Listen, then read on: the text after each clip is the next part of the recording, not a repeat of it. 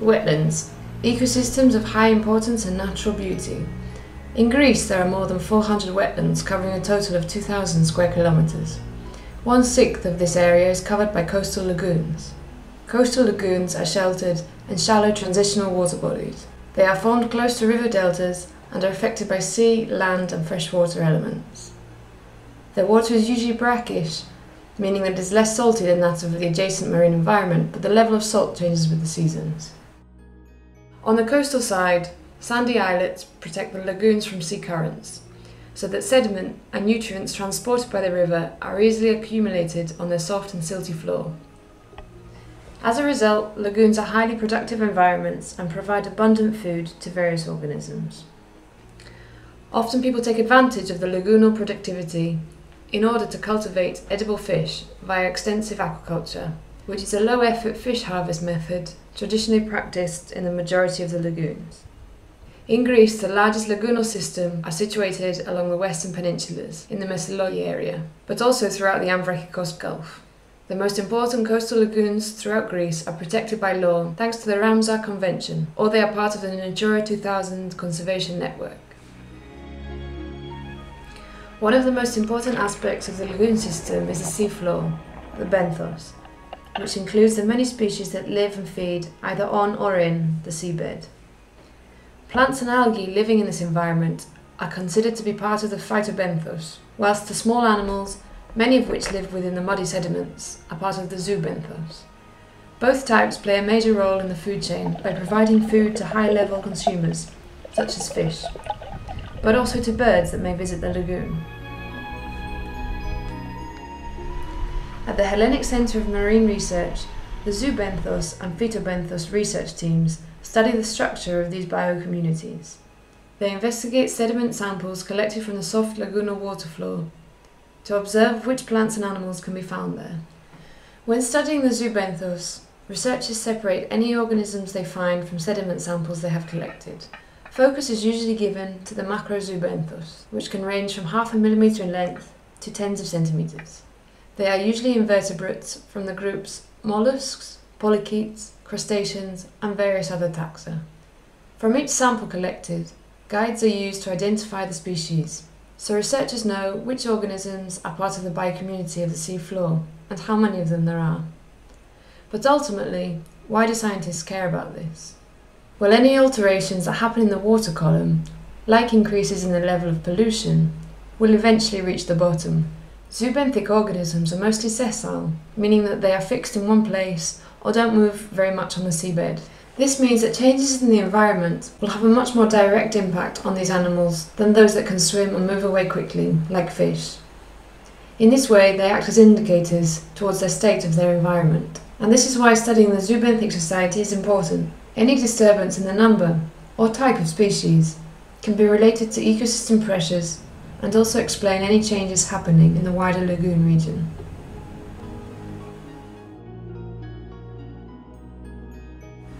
A good assessment of a benthic community requires teams taking samples at regular intervals from specific sampling stations. Here, the Hellenic Centre for Marine Research Zoobenthos team gets ready for a new sampling expedition.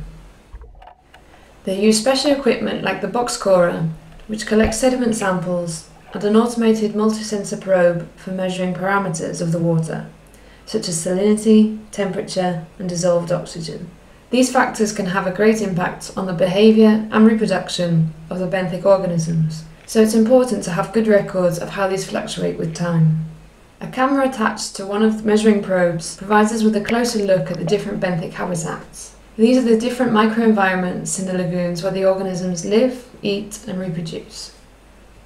The main structure of lagoon benthic habitats is the macrophytobenthos. This consists of the algae and the aquatic plants, which are easily distinguished by their large size. Aquatic plants differ from algae because they have evolved distinct parts such as real leaves and rhizomes, while the algae have a simpler structure called a thallus. The aquatic plants and algae make up the first level of the trophic pyramid. They convert sunlight to organic matter and input large amounts of oxygen into the water column.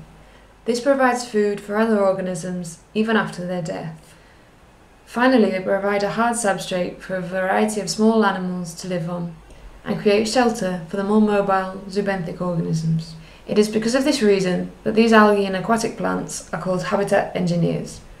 Their presence helps engineer the type of environment that scientists find in the lagoon seafloor. Benthic habitats in the lagoons can vary a lot.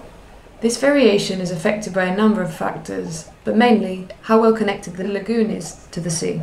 The more restricted a lagoon is, the longer it takes for its marine elements to be replenished. If a lagoon has only a limited opening to the sea, then the salinity levels of the lagoon are affected, and ultimately the biodiversity as well, as not all species show the same tolerance to salinity variations. The central lagoon in Messaloniki is classified as a leaky type lagoon. It's the largest and widest in Greece, with lots of mixing into the open sea. At the sea barrier of the lagoon, we can find rich meadows of seaweeds of the species Kytinou nodosa, which can be also seen at the central point of the lagoon, entwined with dense clusters of macroalgae. Aquatic plants cannot withstand harsh physiochemical conditions. This is why the meadows of these plants are associated with areas of good ecological status, and can be usually found in places with high sea mixing. Algae, on the other hand, are usually more resistant to eutrophic or polluted conditions, but some species are found in clear waters, such as the marine algae Reizopoulou tinctoria.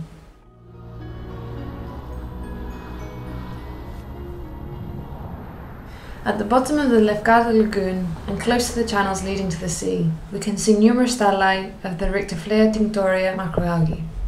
Along with these aggregations, extensive Kytinou nodosa meadows also grow here. However, as we visit more isolated parts of the lagoon, we see some species, the so-called opportunistic species, which are indicators of pollution. In the northern, more isolated part of the Messaloniki lagoon, such species, such as the filamentous macroalgae, withstand adverse conditions. In some cases, they can grow to large aggregations, and in certain areas, we can find only such filamentous macroalgae species, which indicate the degraded state of a water bottom, or simply that the studied lagoonal area is so isolated that it can easily be polluted. In Ambrachikos Gulf, at the semi-enclosed Choukalio lagoon, different types of phytobenthic vegetation can be found, but in some parts, the plants and algae are completely absent.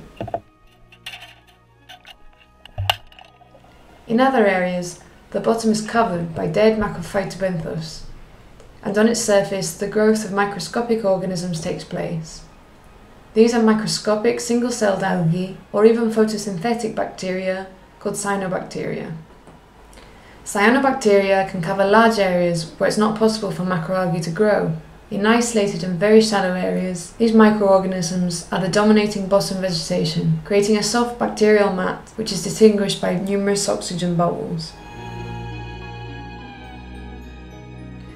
Each of these lagoonal habitats holds various communities of animal life. Diving into the Mazuma lagoon, we will come across two organisms that belong to the Euryhaline species. These species can withstand large fluctuations of salinity, so they are usually the most widespread and abundant in lagoons, where these values are often changed throughout the seasons. Here the lagoon floor is covered by the curly thalli of the Chytomorpha genus. Inside these thick macroalgae masses, there appear to be entangled numerous dwarf mussels. They are the bivalves of the species Mytilasta minimus. These bivalves are filter feeders and depend on small pieces of organic matter which they filter out of the water column. At just half a centimetre in length, they are too small to be edible, but they are very important in research studies because of their sensitivity to pollution. Another common Euryhaline species is the so-called NASA mud snail, an aquatic snail of the species Thritia neritea. This gastropod is a scavenger, feeding on organic matter of dead vegetation or animals. In the nearby Topeli lagoon, we will find large gatherings of these gastropods, moving slowly on the bottom in search of food. Each one seems to swing a chemosensory organ, the siphon, with which they can smell possible food in the water.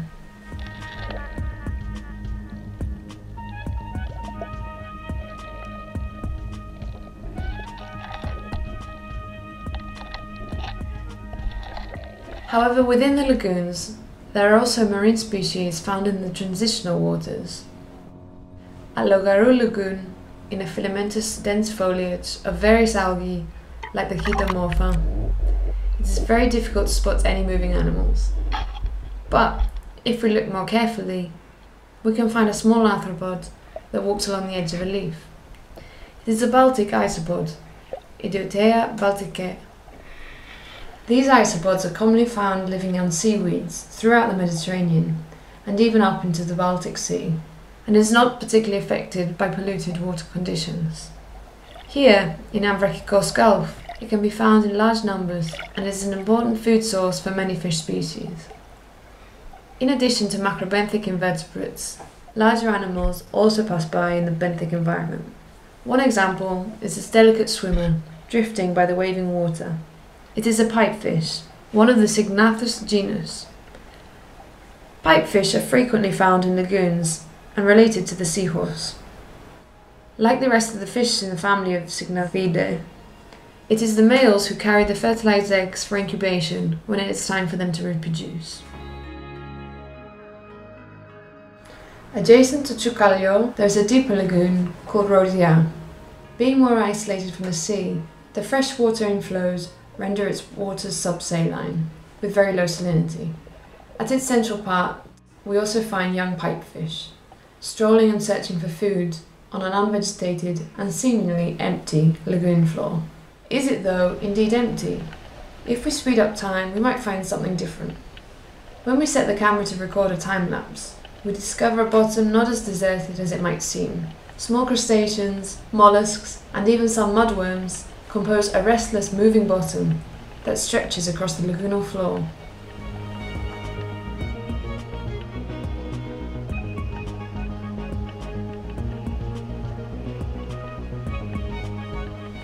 Looking at this footage helps us understand what is going on in the seafloor environment of the coastal lagoons.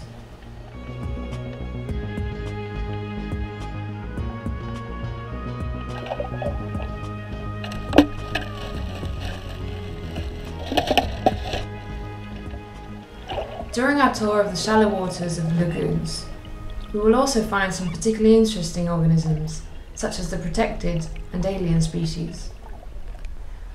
Several researchers have been involved in the study of such species.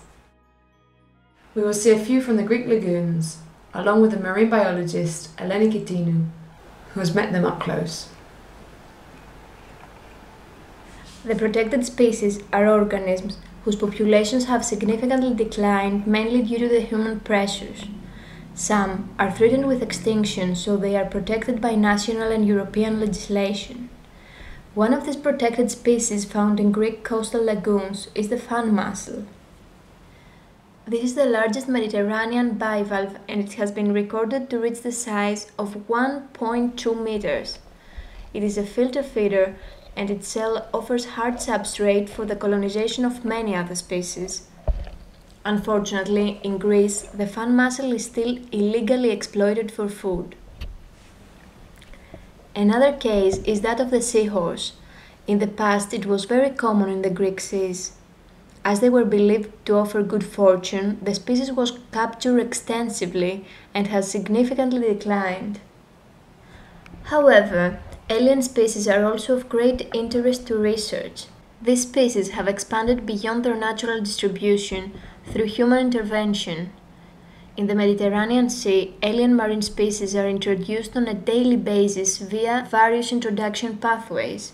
For example, the artificial canal of Suez, inside the ballast water of incoming ships, and when they are released from aquariums. In some cases, alien species have no natural enemies in their introduced habitats, so they are able to form large populations and disturb the equilibrium of the local ecosystem. An alien species with very high abundance was observed in Mesologi Lagoon. This is the sea slug Melibe viridis. It originates from the Indian and Pacific Ocean, and it was recorded for the first time in Greek waters in Kefalonia Island in 1970. Here in the Hellenic Central Lagoon, it feeds on small invertebrates that it captures either from the sediment or from the phytobenthos. It was observed during the spawning period in high densities.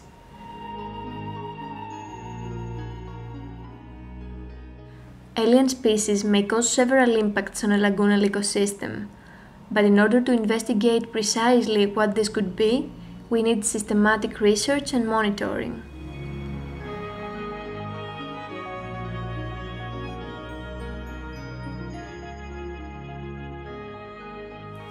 So far we've seen how special the coastal lagoons in Greece can be, and how their water and bottom characteristics mean that they are important for us, as well as for a variety of other organisms.